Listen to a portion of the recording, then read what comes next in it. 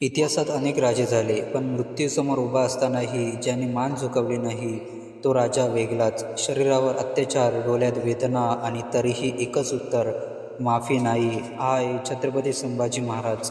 शिवाजी महाराज गेले, सह्याद्री स्तब्ध झाली, शत्रूंना वाटलं आता स्वराज्य संपलं.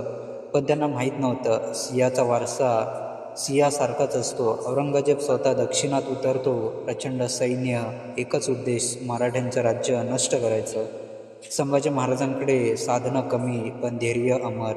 छापामार हल्ले, वेगवान वार, मुघलांना चैन नाहीये. विश्वासघात झाला, संभाजी महाराज पकडले गेले, साकलदंडात बांधले गेले. औरंगजेब म्हणतो, धर्म बदल, राज्य देतो, जीवन देतो. संभाजी महाराज हसतात आणि म्हणतात, माझा धर्म सौद्याचा विषय नाहीये.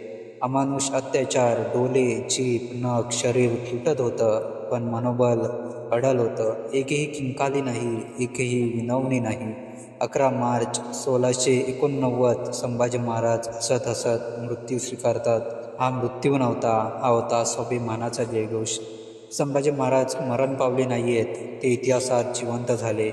आज प्रश्न एकच आहे, आपण लहान संकटांसमोर झुकतो आणि तो राजा मृत्यू समोरही झुकला नाही. जय भवानी, जय शिवाजी आणि जय संभाजी.